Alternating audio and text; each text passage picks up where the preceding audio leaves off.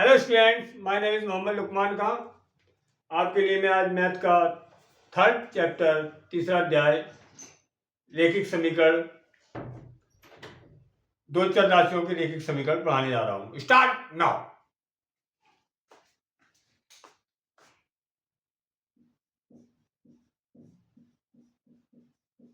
Chapter 3, दो चर वाले रैखिक समीकरण युग्म। दो चर वाले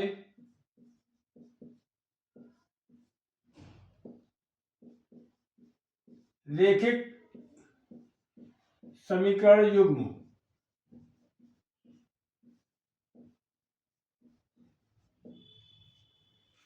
दो चर वाले रैखिक समीकरण युग्म। चलिए भाई, अब याद यहां पे आया चर।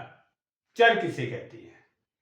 चर वह राशियां होती हैं जिनके मान निश्चित होती हैं और जिनके मान परिस्थितियों पर निर्भर करती हैं।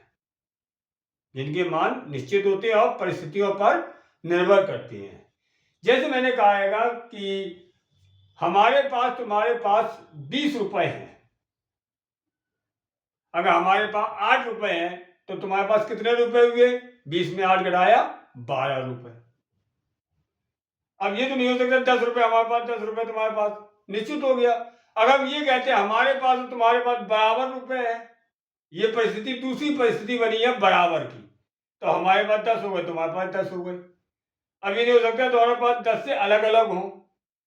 तो चर राशियां वह होती है जिनके मान निश्चित होते हैं और परिस्थितियों पर निर्भर करते हैं, ये चर राशियां कहलाती हैं। अब इसी पे अगर एक चीज देखिए आप, तो चर वाले रैखिक समीकरण, ठीक है भाई। अब जैसे ये दिया आएगा, इसमें 2x - 5 = 0। इसमें चर कितना? 1 है, तो ये बराबर का निशान लगा है। एक चर वाला समीकरण है ये। कितने चर वाला? एक चर वाला समीकरण रहेगा। अगर हमने यहां पे कह दिया 2x + 5y - 20 = 0, ये x और y दो चर हैं, ये दो चर वाला समीकरण हो गया। अब ये समीकरण कैसा है? ये समीकरण कैसा है? जब घात 1 हो, जब चर राशि पर मैक्सिमम घात, अधिकतम घात 1 हो, तो उसे कहते हैं, जैसे ये है, एक चर राशि, एक घात का, एक चर राशि वाला एक घाती समीकरण। फिर सुनिए आप, एक चर राशि वाला एक घाती समीकरण। इधर देखिए, इसमें 1 और 1 2, दो चर राशियों वाला एक घाती समीकरण। घात 1 है तो उसे एक घाती, और एक घाती को ही हम कहते हैं रैखिक। क्या कहते हैं? रैखिक। हम चैप्टर क्या पढ़ाने आ रहे हैं? एक ये, एक अगर हमने ये ले लिया, जैसे 3x - 5y - +10 = 0। ये अब इस चैप्टर की बात समझ में आ गई। x और y दो चर हैं, दो चर राशि वाले, घात 1 है, दो चर राशियों वाले रैखिक समीकरण या एक घाती समीकरण को ही हम रैखिक समीकरण कहते हैं। अब ये युग्म मतलब जोड़ा, दो समीकरण दिए हुए हैं, इन दो समीकरणों को हल करके हम निकालेंगे, हल करेंगे। दो चर वाले रैखिक समीकरण युग्म, ये बन गया है। अगर जब चर 1 होता है, जब चर 1 है और एक घाती समीकरण है, फिर सुने आप, एक घाती समीकरण में एक चर है, एक चर का एक घाती समीकरण है, तो एक ही समीकरण से हल हो जाएगा। जैसे इसे मैंने हल करा, 2x = 5, x = 5/2। क्यों? देखिए, चर 1 है, एक घाती समीकरण, तो ये इसका जनरल रूप क्या हो गया? ax + b = 0। इसका देखिए क्या हो जाएगा? ax + by + c = 0। दूसरे वाले का करेंगे, दूसरा नहीं, दूसरे A1 B1 C1 A2 x plus B2 y plus C2 equal to 0। ये हो गया। तो आपने देखा हमारे कौन सी समीकरण आ गई है, x और y दो चर, एक घात है तो रेखिक, इक्वल टू निशान लगा समीकरण। तो दो चर वाला रेखिक समीकरण, जोड़ा है तो युग्म, युग्म मतलब जोड़ा, दो चर राशियों वाले रेखिक समीकरण युग्म। इसको हल करेंगे, जब जितने चर होंगे उतने समीकरण होंगे, जितने चर होंगे उतने समीकरण होंगे। चर कितने हैं, दो, दो समीकरण, चर एक था तो एक समीकरण, चर तीन होंगे तो तीन समीकरण होंगे। इन तीनों को हल करके हम एक्स वाई जेड के मान निकालेंगे। क्लियर? चलिए भाई, अब इसमें कुछ बातें सीखिए जरा, वो बहुत जरूरी है।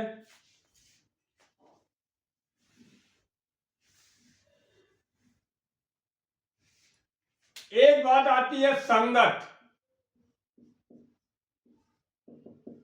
एक आती है असंगत। संगत को कहते हैं कंसिस्टेंट, कंसिस्टेंट, और असंगत को कहते हैं हम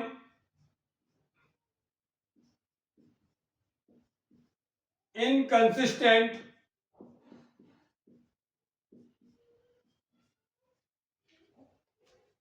कंसिस्टेंट और इनकंसिस्टेंट। चलिए, जिस समीकरण का हल कम से कम एक हो, कम से कम एक, समीकरण का हल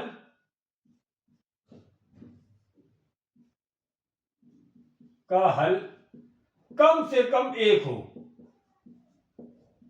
कम से कम एक हो,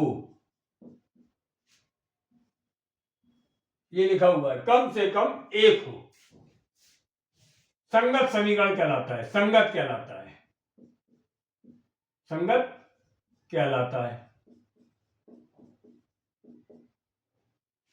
एक हो कम से कम, और एक से ज्यादा है तब भी संगत कहलाएगा।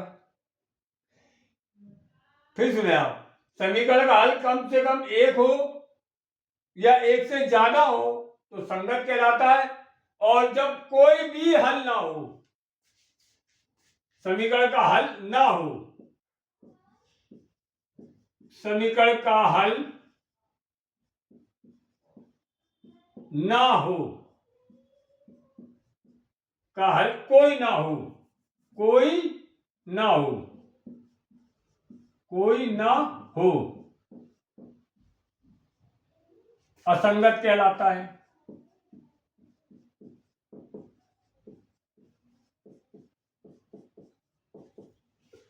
तो संगत और असंगत सीख गए आप। चलिए, अब आपको बताते हैं ग्राफ बनाना सिखाना है। हम क्या सिखाते हैं आपको? ग्राफ बनाना।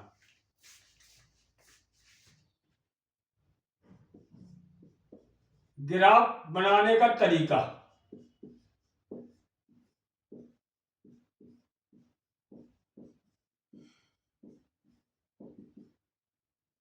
ग्राफ बनाने का तरीका अब क्या आएगा? ax plus b y plus c equal to 0 समीकरण का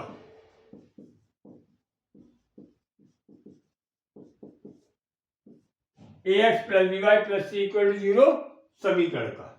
चलिए इसे देखते हैं। एक मैंने पड़ी रेखा खींची, दो रेखाएं होती है, एक पड़ी रेखा और एक खड़ी रेखा, पड़ी रे पड़ी और खड़ी रे खड़ी। एक पड़ी रेखा खींची, इस पड़ी रेखा को कह दिया मैंने एक्स एक्स एक्स एक्स मतलब एक्स अक्ष, क्या कह दिया? एक्स अक्ष। एक खड़ी रेखा खींची, वाई वाई डैश, एक पड़ी रेखा और एक खड़ी रेखा, दोनों रेखाओं के बीच में 90 अंश का कोण समकोण पर काटती हैं। एक्स डैश को कहते हैं एक्स अक्ष,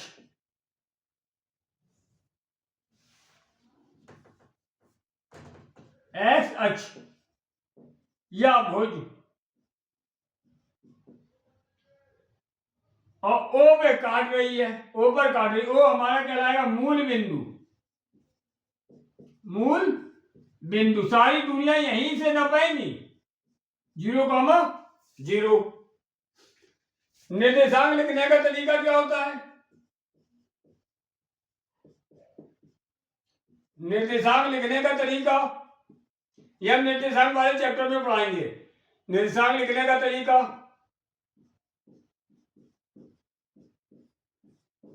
भुज कौमा कोटि, भुज कौमा कोटि मतलब s h comma y h, it mean x comma y, ये लिखने का तरीका है। वाई कॉमा एक्स मत कर देना, कोटि कॉमा भुज नहीं होता, लिखने का तरीका क्या है? भुज कॉमा कोटि s h comma y h या एक्स कॉमा वाई। अब आप हमसे पूछ सकते हैं भुज कोटि क्या है? जो पड़ी रेखा है उसे कह दिया एक्स एच या भुज। और ओ एक्स हमारा क्या कहलाता है? धन का एक्स एच, धन का एक्स अक्ष। ओ एक्स डैश क्या कहलाता है? ऋण का एक्स अक्ष। ओ वाई क्या कहलाता है? Y y dash, y y dash, y h या कोटि, वाई एच या कोटि। ओ वाई कहलाता है हमारा धन का y h, o y dash कहलाता है ऋण का वाई एच। तो ये हमारा धन का हो गया, ये ऋण का हो गया, ये धन का हो गया, ये ऋण का हो गया। अब इसमें हमारे 4 चतुर्थांश हो गए, फर्स्ट सेकंड थर्ड फोर्थ। इसमें निर्देशांक होते हैं प्लस कॉमा प्लस के, इसमें माइनस कॉमा प्लस का, इसमें माइनस कॉमा माइनस का, और इसमें प्लस कॉमा माइनस का। प्रथम चतुर्थांश,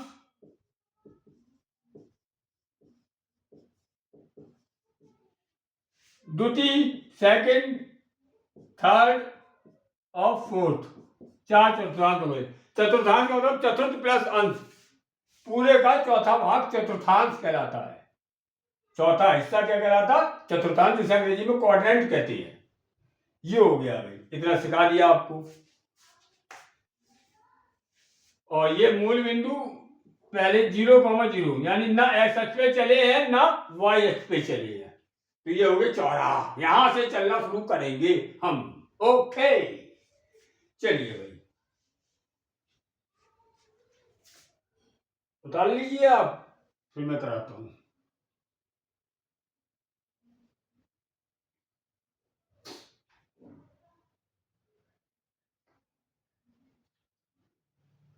ओके चलिए,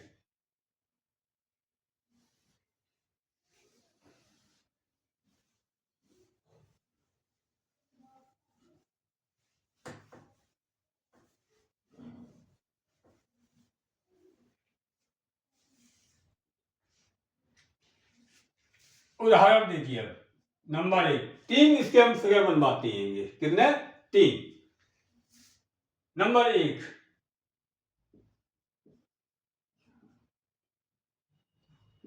2x + 3y - 7 = 0। 1।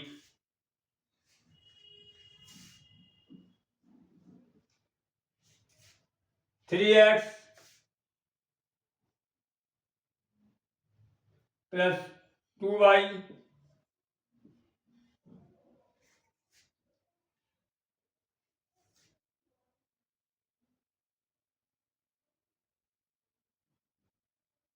10 = 0। याद कर दो, ठीक है बेटा। चलिए ये इनका आपको ग्राफ बनाना है। चलिए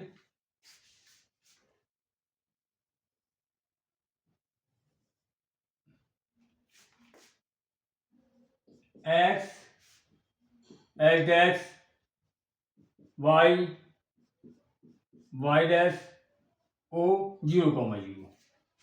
ठीक है, यहाँ ग्राफ पेपर तो नहीं है, लेकिन 1 2 3 4 5, 1 2 3 4 5, 1 2 3 4 5, 1 2 3 4 5। ये ठीक है, हम लिख देते हैं यहाँ पे 1 2 3 4 5 -1 -2 -3 -4 -5, 1 2 3 4 5 -1 -1 -2 -3 -4 -5। ये लो, ये हम लोग ग्राफ पेपर। अब देखिए पहले वाले का बनाते हैं। 2x + 3y - 7 = 0। इसका ग्राफ बनाने जा रहे हैं। तो आपको कुछ नहीं करना है, एक ऐसे देखो बनाना और ऐसे कर लेना। ऊपर लिखना x, नीचे लिखना y। लिख लिया। अब x की जगह लिख दो 0। पहले x से 0 रखो तो y का मान कितना आया? 2 दूनी 4।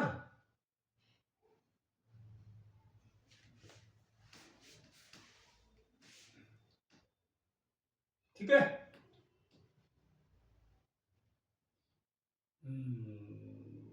2 दूनी 4, 3 दूनी 3, 4 3 7 और 3 दूनी 6, 2 दूनी 4,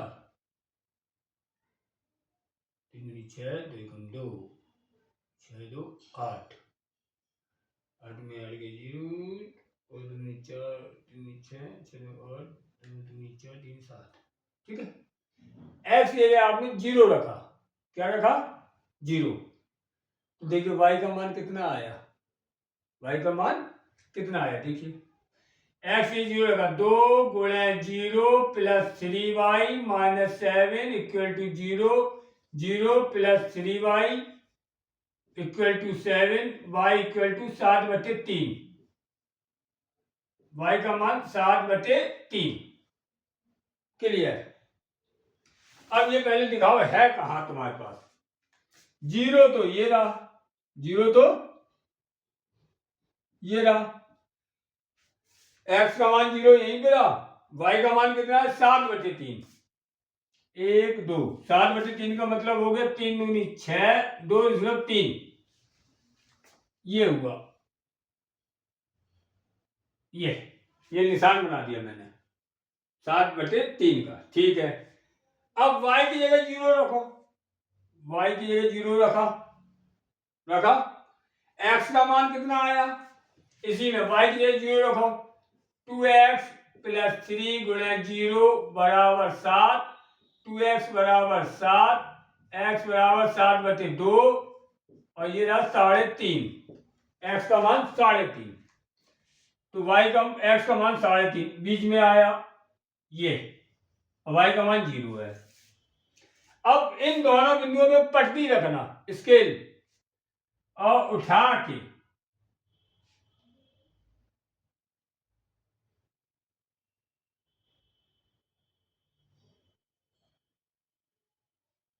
ये चली गई लाइन। टेढ़ी कैसे हो रही भाई? ये ग्राफ आ गया है 2x प्लस, ये ग्राफ हो गया मेरा 2x + 3y - 7 = 0 का ग्राफ आ गया। ये 2x + 3y - 7 = 0 ग्राफ। अब आइए दूसरे वाले का बनाओ।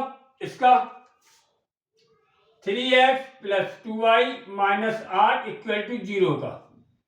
फिर वही खेल, यहाँ y का मान कितना आया था? 3.5, मतलब 7/2।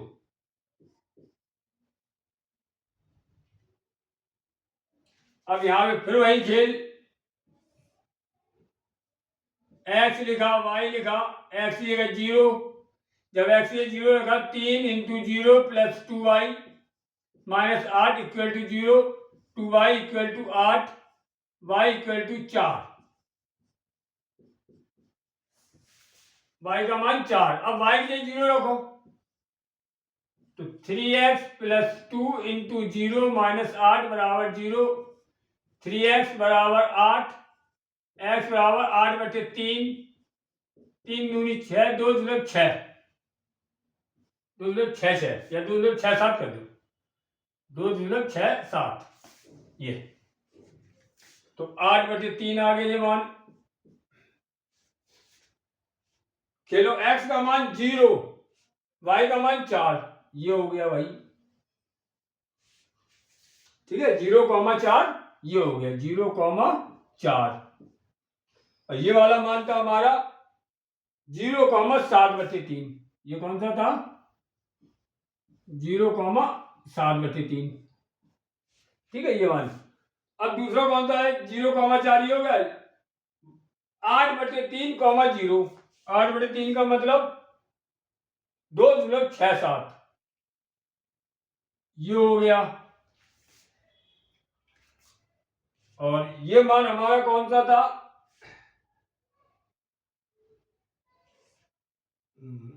ये मान था 7/2,0। ठीक है बेटा, ये अब आपके सब हो गए। अब ये देखिए ये मान कौन सा है?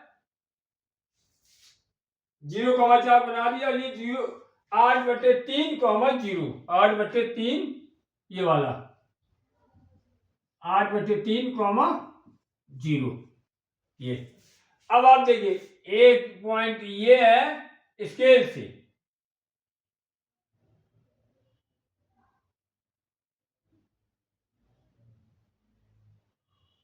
स्केल से मैंने ये लाइन खींच दी, खींच दी। ये ग्राफ हुआ हमारा आपके 3x plus 2y minus 8 equal to 0 का। ये अब देखिए दोनों ग्राफ यहां पर कट रहे, ये इसका हल हो गया है x, y बराबर, x, y बराबर। अब देखिए x का मान यहां पे कितना है?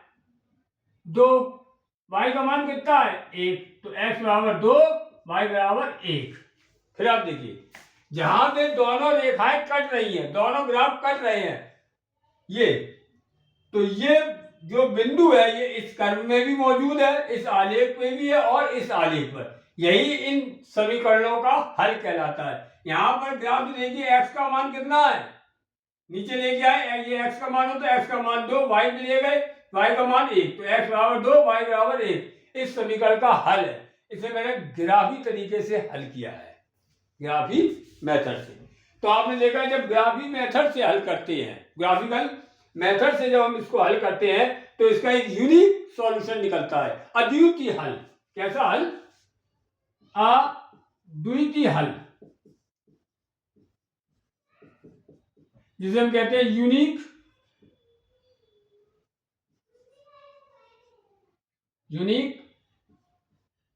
सॉल्यूशन। दो रेखाएं काटती हैं, दो रेखाएं काटती हैं, दो रेखाएं काटती हैं, मतलब ये हो गया सॉल्यूशन। दो रेखाएं काटती है, ये ग्राफ बनाने का तरीका बताया। चलिए भाई दूसरे सवाल का देखिए, एक दो और बताएंगे इसमें।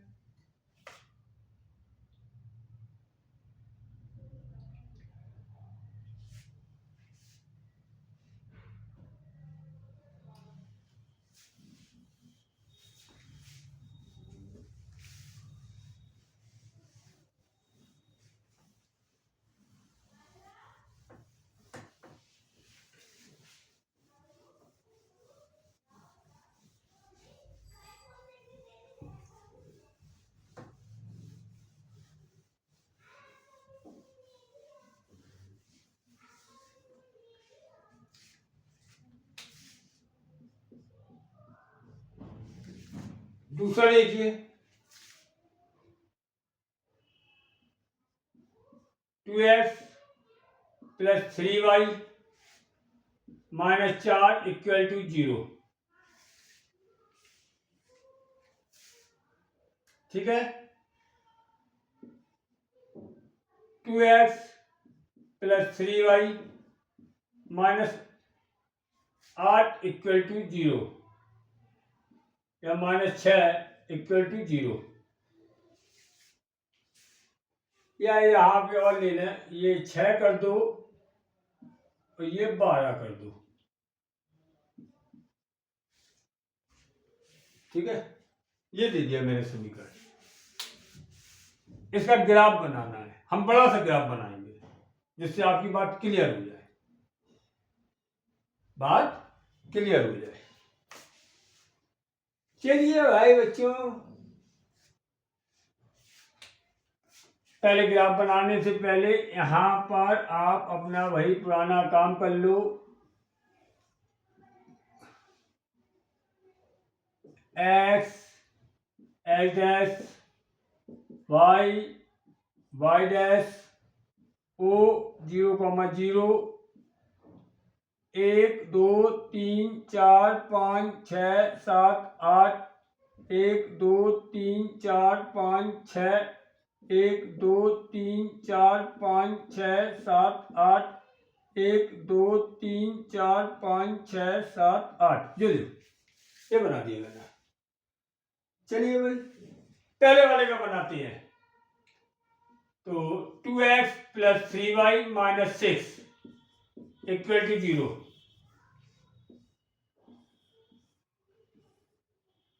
वही तरीका है, ऊपर x लिखा, नीचे y, x की जगह 0 लिखो, y की जगह 0 लिखो। इतना तो कर दो आंख बंद करके, इतना कर दो आंख बंद करके, ग्राफ तो अपने आप बन जाएगा।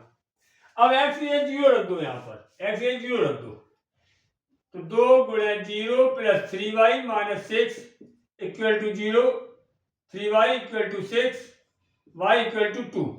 ये लो, जब x का मान 0, y का मान 2, ये हो गया भाई 2,0।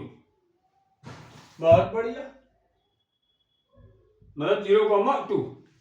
गलत नहीं लिखवा भाई, गलत क्यों, 0,2। चलिए y की जगह 0 रखा, y की जगह 0, तो x का मान कितना आएगा, यहाँ y की जगह 0 रखा, 2x plus 3 into 0 minus 6 equal to 0, 2x minus 6 equal to 0, 2x equal to 6, x equal to 6/2 equal to 3, 3,0। ये हुआ 3,0। उठा के रेखा खींच दी, ये खिंच गई। ये ग्राफ काय का आया मेरा, 2x plus 3y minus 6 equal to 0 का आ गया ग्राफ। ये आसान लग रहा होगा बेटा, नोट्स बनाना पूरे, मैं बता चुका हूं, बहुत फायदे आएंगे। दूसरा देखिए, चलिए दूसरा कौन सा है, 2x plus 3y minus 12 equal to 0। ये x, ये y, x ये 0 रखा, y ये 0 रखा, अलग अलग। x ये 0 रखा तो कितना आएगा, 2 into 0 plus 3y minus 12 equal to 0, 3y equal to 12, y equal to 12/3 equal to 4, 0,4, 0,4 ये आया 0,4। बहुत बढ़िया। अब आपने y ये 0 रखा, तो 2x plus 3 into 0 minus 12 equal to 0, 2x equal to 12, x equal to 12/2, 6, x equal to 6, 6, ये आ गया 6, 1 2 3 4 5 6, ये आ गया 6, ये 6,0। दोनों रेखाओं को ये लो मिला दिया, दोनों पॉइंट को मिला दिया, एक रेखा कही थी स्केल से। तो ये रेखा कौन सी आई हमारी, 2x प्लस, ये आलेख है 2x plus 3y minus 12 equal to 0। अब यार ये फिगर देख के बता सकते हो मेरा बेटा कि ये दोनों रेखाएं कभी नहीं कटेंगी, इन दोनों रेखाओं में कोई भी वैनिष्ठ बिंदु नहीं है, कॉमन पॉइंट नहीं है, दोनों रेखाएं कभी नहीं कटेंगी, पक्का कंफर्म। जब कभी कटेंगे नहीं तो कोई हल ही नहीं होगा इसका। इसका कोई हल नहीं होगा, कोई हल नहीं, कोई हल नहीं। अब एक बात क्लियर हुई, कोई हल नहीं, अर्थात यानी इस तरीके समांतर रेखाओं के लिए, समांतर रेखाओं के लिए, समांतर रेखाओं के लिए।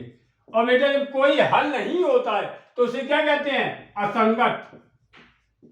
क्या कहते हैं? असंगत, इनकंसिस्टेंट। कोई हल नहीं समांतर रेखाओं के लिए, असंगत। इसकी शर्त क्या होती है? शर्त देखिए, x ये गुणांक बराबर है, दिख रहा है, अनुपात 2:2 बराबर हो, मतलब अनुपात बराबर होना चाहिए। क्या से? अनुपात बराबर होना चाहिए, दिख रहा है। यानी ये कंडीशन होती है A1/A2 बराबर B1/B2 बराबर नहीं है C1/C2। ये शर्त है असंगत की, समांतर रेखाओं के लिए कोई हल नहीं, उसके लिए ये कंडीशन है। क्लियर?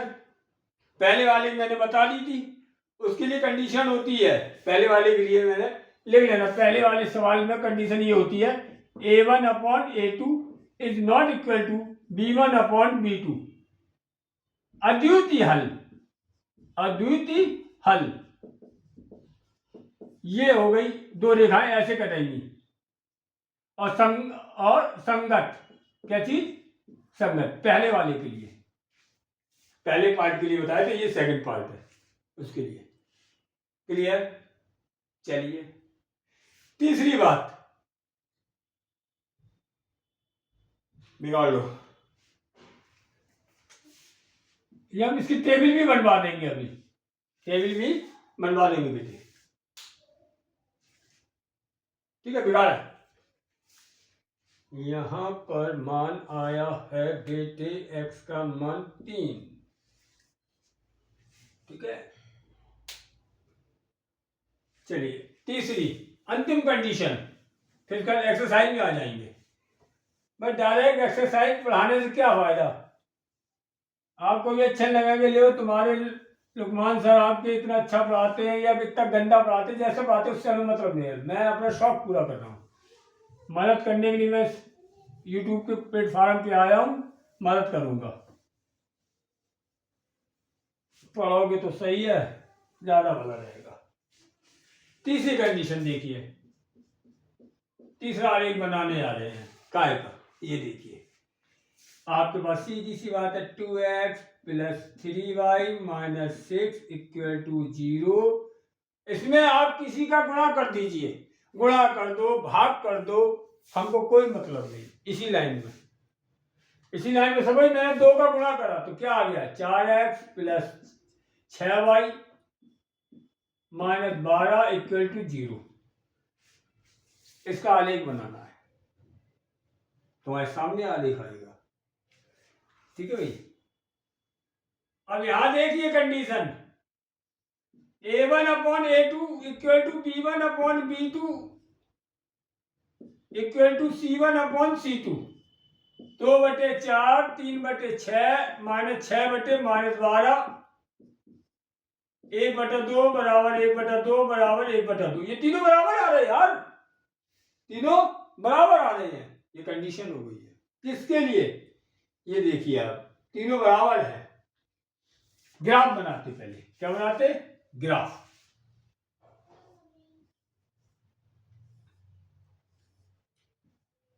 एक्स वाई, एक्स का मान 0 रखो, वाई का नाम मान 0 रखो। पहले वाला कितना है? 2x + 3y - 6 = 0। 2x ये 0 + 3y - 6 = 0। 3y = 6, y = 2, y का मान 2। अब y की जगह 0 रखो इसी में, 2x + 3y - 6 = 0। 2x plus 3 y का मान 0 रखा minus 6 equal to 0 2x plus 0 बराबर 6 2x equal to 6 x equal to 6 अपॉन 2 इक्वल टू 3 x ये 3 ये लो ग्राफ बनाया।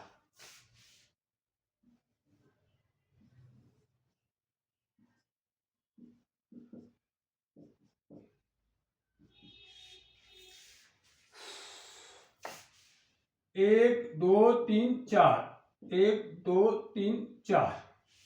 हाँ भैया देखो 0,2 0,2 ये है 0,2 3,0 3,0 ये है 3,0 ये है। उठा के लाइन खींच दी। ये काय का ग्राफ आ गया हमारा आपके 2x plus 3y 2x plus 3y minus 6 equal to 0 का ग्राफ आ गया है ये वाला। बहुत बढ़िया। दूसरे का ग्राफ कहते हैं 4x plus 6y minus 12 equal to 0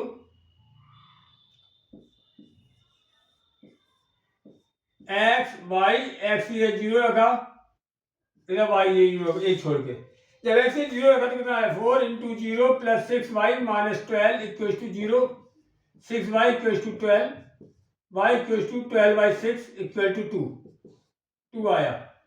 y ये 0 रखा 4x plus 6 into 0 minus 12 equal to 0 4x बराबर 12 x इक्वल टू 12 अपॉन 4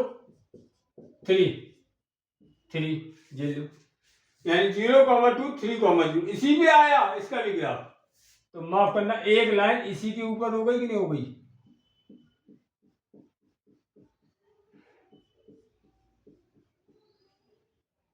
इसी के ऊपर चढ़ गई और चढ़ी हुई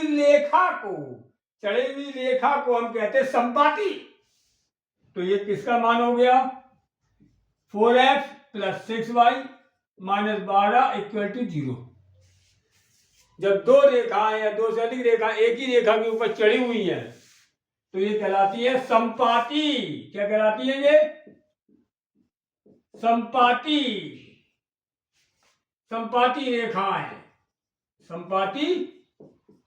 रेखाएं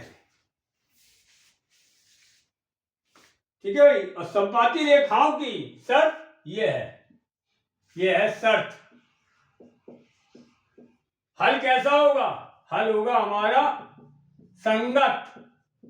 हल कैसा हल संगत है संगत हल है। कैसा संगत हल है संगत। अब इसमें देखिए अपरिमित रूप से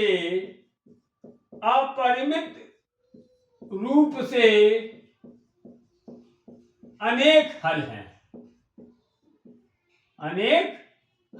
हैं आप देख सकते हैं। जैसे मैंने यहां पर 2x plus 3y minus 6 equal to 0 x ये 0 रखा तो y का मान 0 एक मान हो गया 0,2 एक मान क्या हो गया 0,2 एक मान हो गया 3,0 कोई दिक्कत नहीं। अब अगर मैंने x का मान कुछ और रखा x का मान कुछ और रखा एक रखा x का मान 1 2 गुणे 1 प्लस 3y माइनस 6 बराबर 0 2 प्लस 3y माइनस x बराबर 1 रखने पर माइनस 6 इक्वल टू 0 माइनस 6 और 2 minus 4 equal to 0 3y equal to 4 y equal to 4/3। तो x का मान 1 तो y का मान 4/3। ऐसी x से कुछ भी मान रखो y के कुछ भी मान निकल आएंगे।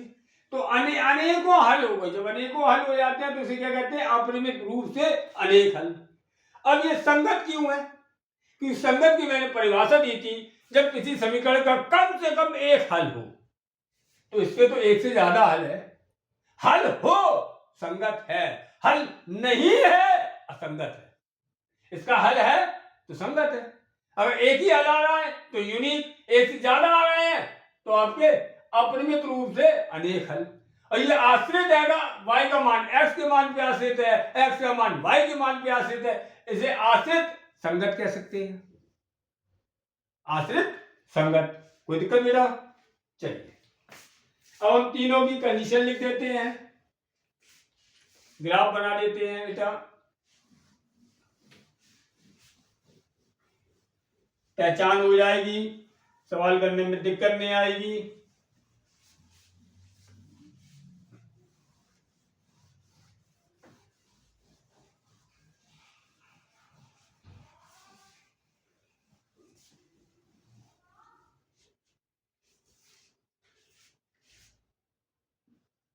दो चर वाले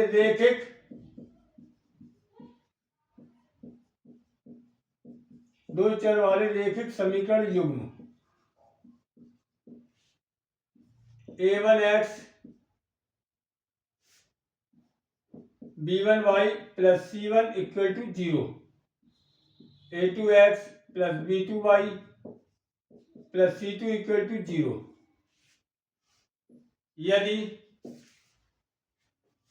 यदि a1 upon a2 not equal to b1 upon b2, number पहली कंडीशन।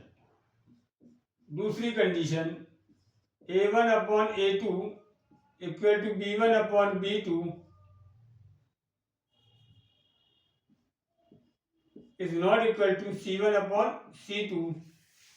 तीसरी condition a1 upon a2 equal to b1 upon b2 equal to c1 upon c2। तो ये कंडीशन आ जाए संगत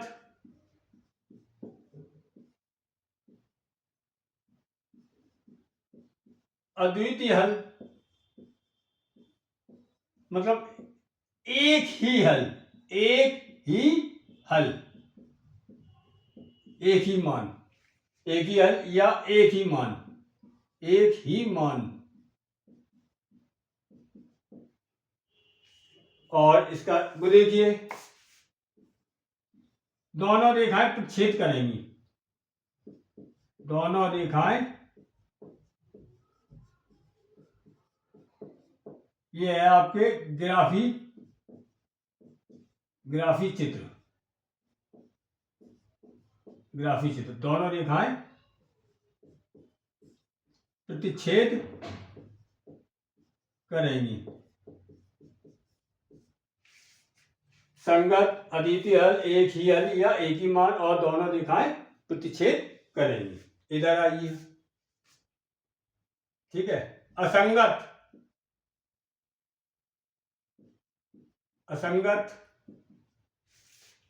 कोई हल नहीं, और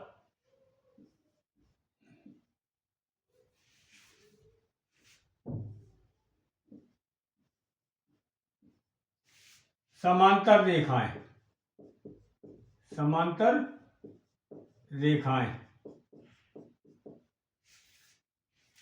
असंगत कोई हल नहीं, समांतर रेखाएं।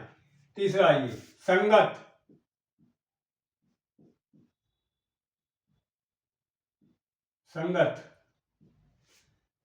अपरिमित रूप से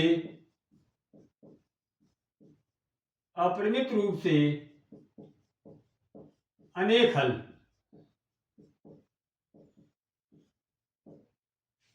अपरिमित रूप से अनेक हल।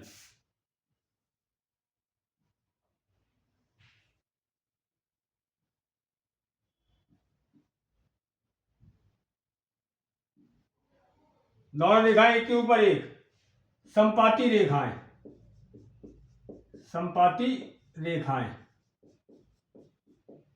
दोनों रेखाएं एक दूसरे पर अध्यारोपित, दोनों रेखाएं एक के ऊपर एक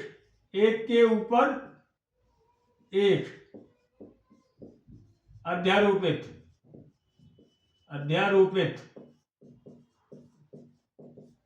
ये मैंने आपको ग्राफ भी बताया है और ये पहचान भी बताई है। अब आप एक्सरसाइज लगाएंगे तो कुछ भी पूछा जाएगा आप लगा देंगे। ठीक है, नेक्स्ट वीडियो में हम आपको इसकी प्रश्नावली करवाएंगे। Thank you.